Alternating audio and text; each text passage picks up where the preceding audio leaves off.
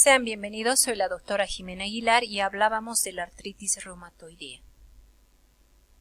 En esta imagen tenemos las manifestaciones más representativas de una artritis reumatoidea con compromiso articular en etapa tardía. En la inmunopatogenia identificamos factores de riesgo, dentro de ellos los medioambientales, diferentes patógenos, bacterianos, virales, también el consumo de algunas sustancias como el humo del tabaco o la inhalación del humo de tabaco y también las hipovitaminosis. Dentro del polimorfismo genético, la afectación de algunos genes del complejo mayor de histocompatibilidad leucocitaria, también mutaciones a nivel de la proteína tirosina fosfatasa del receptor 22 y también alteraciones a nivel de la enzima peptidila arginina deaminasa. Estos factores generarían unas modificaciones posttransduccionales que sufren las proteínas luego de ser sintetizadas, a lo que se ha llamado citrulinación, conversión del residuo de arginina a citrulina. En individuos con hiperreactividad inmune subyacente se producen los anticuerpos anticitrulina. La inmunidad innata parece o podría activar diferentes grupos celulares, entre ellos los sinoviocitos similares a los fibroblastos, las células dendríticas y los macrófagos. Las células dendríticas presentan antígenos y estas células dendríticas migran a los órganos linfoides centrales para presentar ese antígeno y activar las células T, que luego activarán a las células B y producirán los anticuerpos, factor reumatoide y anticuerpos anticitrulina. Recordar que la activación repetitiva de la inmunidad innata puede conducir a una inflamación crónica y a la presentación de antígenos en la membrana sinovial. La inflamación crónica conduce a mayor citrulinación de las proteínas en varios lugares, en las superficies de las mucosas, en el pulmón y las articulaciones.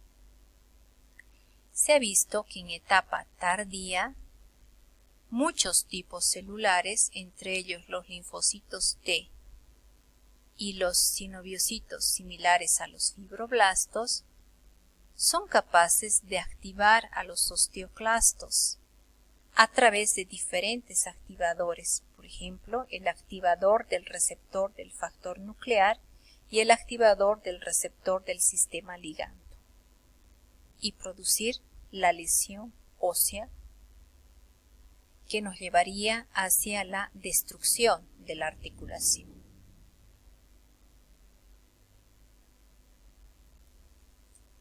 La artritis reumatoidea tiene fases. Algunas revisiones han identificado 2 fases y otras 3 fases, pero que se encuentran totalmente relacionadas. Por ejemplo, la primera etapa es asintomática de índole genético. Ahí volvemos a recordar el polimorfismo genético. La segunda, de artritis indiferenciada o preclínica, en la que se produce la reacción inmunológica con la formación de los anticuerpos. Y la tercera etapa, verdaderamente clínica, en donde aparecen las manifestaciones propias de la artritis reumatoidea. Esta revisión es muy interesante porque toma en cuenta una ventana de oportunidad en la cual enfatiza que mientras se haga el diagnóstico de manera más temprana, esto hará posible la puesta en marcha de arsenales terapéuticos que puedan disminuir o enlentecer el desarrollo de esta enfermedad. Cuando hablamos de artritis reumatoidea, tenemos una afectación articular.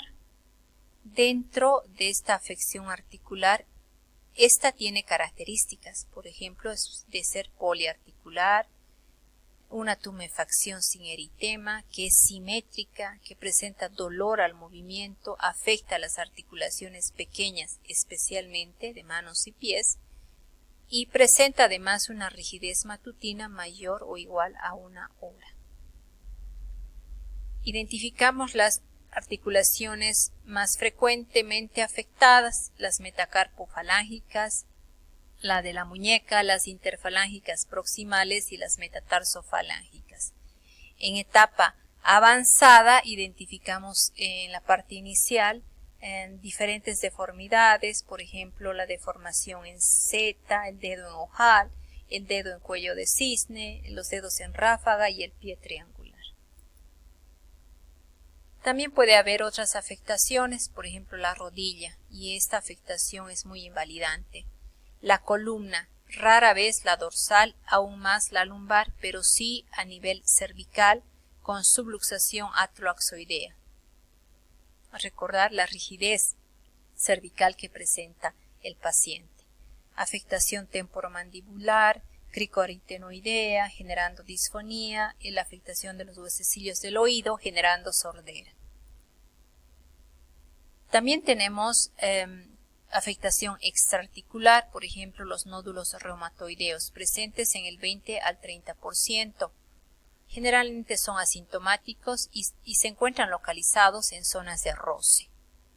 Las vasculitis que pueden generar áreas necróticas, úlceras, etc. También las vasculitis pueden generar cuadros neurológicos como mononeuritis o polineuritis, e incluso infartos viscerales.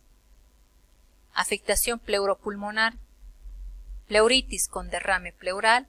Puede presentarse también fibrosis intersticial con alteración en la capacidad de transferencia pulmonar de monóxido de carbono, hipertensión pulmonar, el síndrome de Kaplan, que es artritis reumatoidea más neumoconiosis, muy frecuente en países con áreas mineras, afectación cardíaca, pericarditis, taponamiento y arritmias.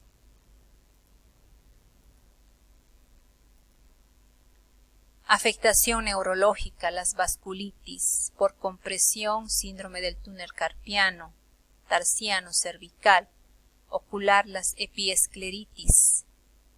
O puede haber una asociación con el síndrome de Sjögren, que no es infrecuente. La asociación con la osteoporosis, es decir, puede generar osteoporosis. Esto por la utilización de los corticosteroides, pero también recordar que la hipovitaminosis D podría estar relacionada.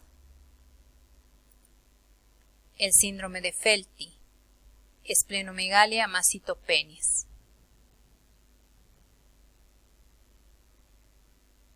Luego también tenemos afectación de los riñones, las nefropatías, asociada al consumo de AINES, generando insuficiencia renal.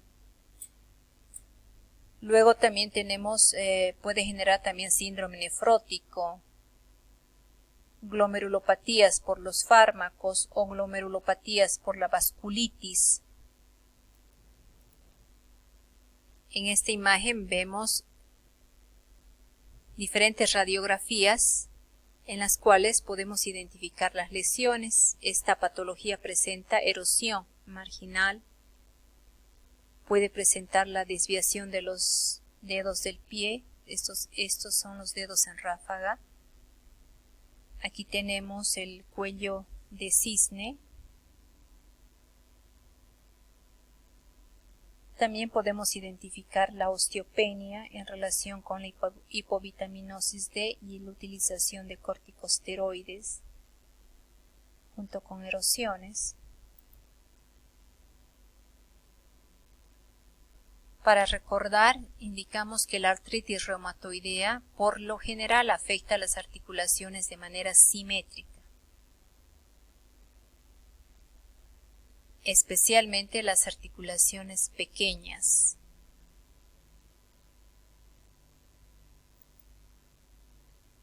Aquí tenemos también afectación extraarticular en las zonas de roce, los nódulos reumatoideos.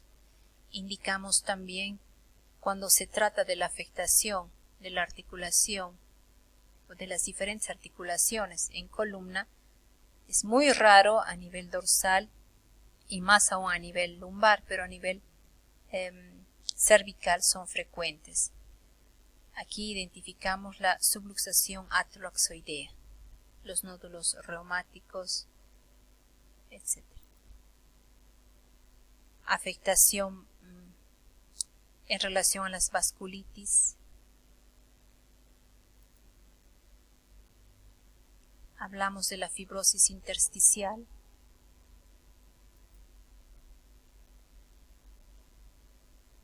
Las pericarditis. Puede generar también derrame pericárdico.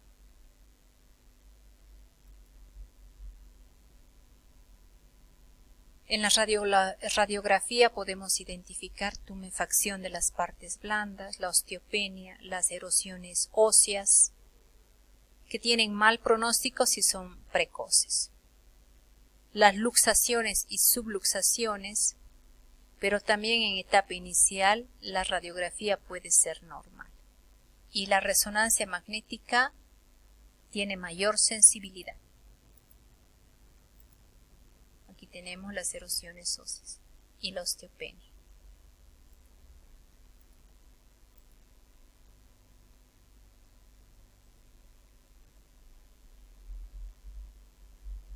Apoyan el diagnóstico clínico, los hallazgos radiológicos. Hallazgos de laboratorio, el factor reumatoide, que tiene una sensibilidad del 75% y una especificidad del 70 al 90%.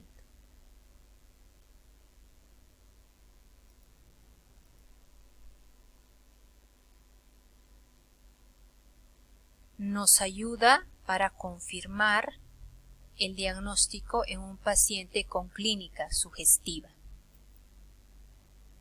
Los anticuerpos anti-CCP o anti-citrulina. Sensibilidad similar al factor reumatoide, pero mayor especificidad, mayor al 90%. Entonces tendremos que pedir factor reumatoide y especialmente anticuerpos anticitrulina. Los anticuerpos antinucleares pueden estar presentes en el 30%.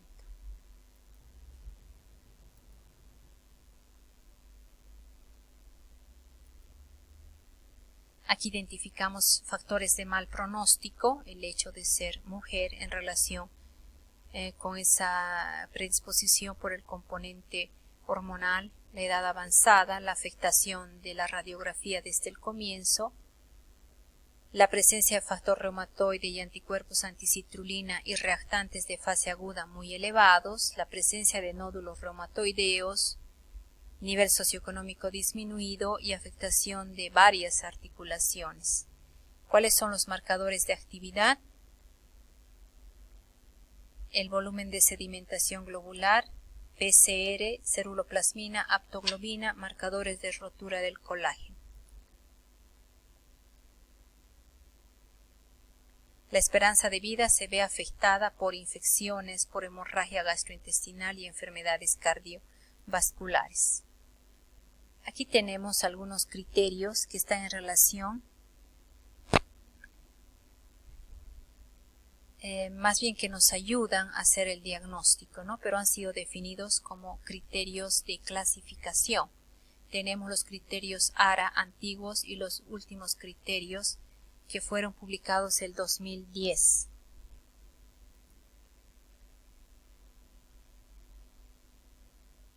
Sobre los cuales se revisará y se analizará en la práctica. Eso es todo. Hasta pronto.